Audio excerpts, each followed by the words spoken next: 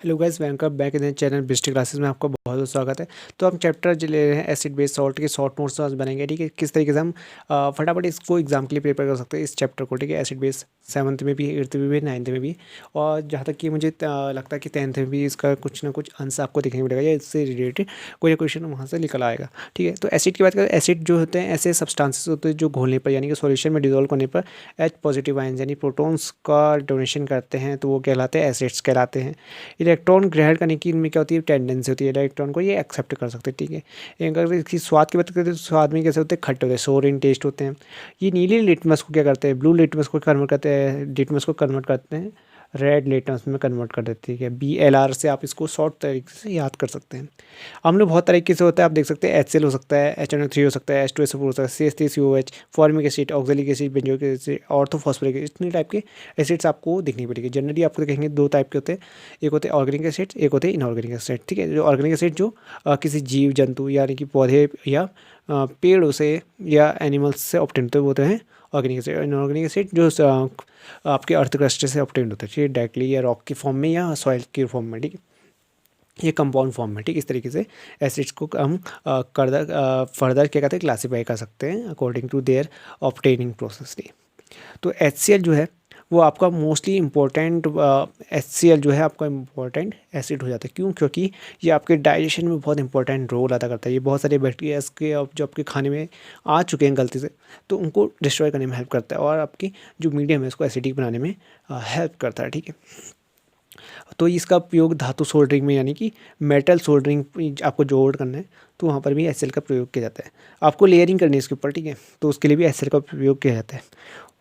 और HCl को 3 ratio में HNO3 के साथ मिलाने पे 1 रेशियो में तो एक्वा का फॉर्मेशन करते हैं। जैसे हमने ले लिया 3 रेशियो में HCl ले लिया और 1 रेशियो में क्या ले लिया, HNO3 नाइट्रिक एसिड लिया, तो हम एक्वा का फॉर्मेशन जिसे अम्लराज कहते हैं वो बना सकते हैं। ये अम्लराज का काम क्या होता है, ये सोने को भी घोल सकता है, यानी कि AU यानी सोने को भी है ये घोल सकता है। तो इस तरीके से एक्वा का फॉर्मेशन करने में भी हेल्प करता है। HCl को विस्फोटक यानी बम बनाने में भी इस्तेमाल किया जाता है।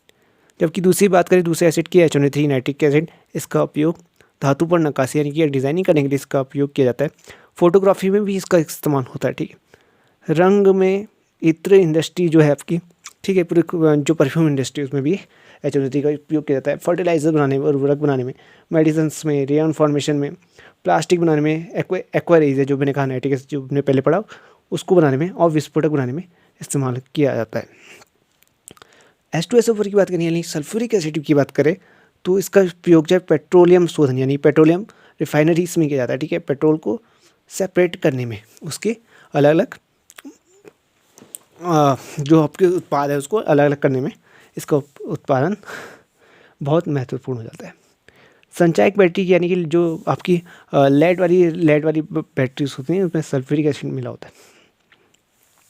डिटर्जेंट बनाने में हो गया, कागज़ इंडस्ट्री यानी कि जो आपकी पेपर इंडस्ट्री वहाँ पर भी सल्फ्यूरिक एसिड का बहुत इंपॉर्टेंट रोल होता है। रंग बनाने में, उर्वरक, फर्टिलाइजर बनाने में, मेडिसिन बनाने में, रेयन फॉर्मेशन, प्लास्टिक फॉर्मेशन, ये सारी चीज़ें HNO3 और H2SO4 की लगभग सेम होती है।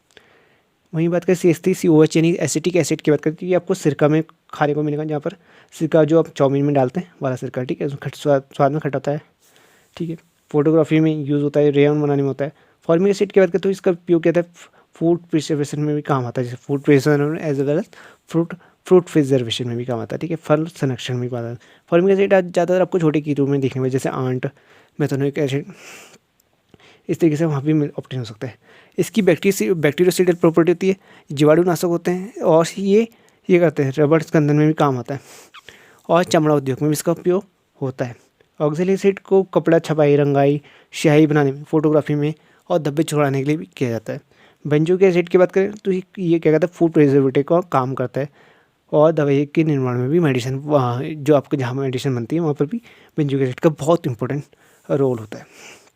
और तो फॉस्फोरिक एसिड की बात करें, ये पदार्थों के होता है फायर प्रूफ बना देता है। ठीक है, जब आप इसको लेप कर दोगे इस एसिड का या उसके साथ बाइंड मिक्सअप कर दोगे देन जो आपका पदार्थ सब्सटेंस होगा फायर प्रूफ हो जाएगा। ठीक, अब बात करें प्राकृतिक रूप से कहाँ कहाँ पाए जा सकते हैं। प्राकृतिक रूप से नाइट्रिक जो एसिड है वो फिटकरी और सोना में मिलता है।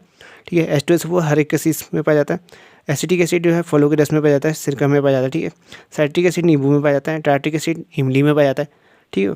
लैक्टिक एसिड आपको दूध में मिलने को देखने को मिलेगा। मैलिक एसिड सेब में मिलेगा, चने की फली में मिल जाएगा। ऑक्जेलिक एसिड आपको अरुई घुइयाँ सासे में मिल जाएगा, ठीक है। और बेंजोइक एसिड घास फली मूंग ऐसे जगह पे मिल जाएगा, ठीक है। फॉर्मिक एसिड बर बिच्छू चींटी ऐसे जगहों पे मिल जाएगा।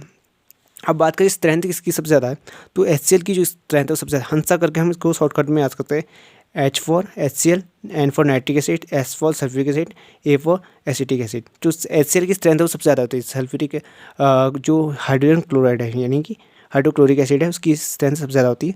फिर देन HNO नाइट्रिक एसिड की, then H2SO4 CH3OH is the least powerful acetic acid, ठीक है। 3:1 को हम कहते HCl और HNO3 की 3:1 के वो हम क्या बोलते हैं, एक्वारीज यानी रॉयल वाटर भी कहते हैं जिसे, ठीक है। आई होप कि आपको ये शॉर्ट नोट्स समझ में आए होंगे। धन्यवाद।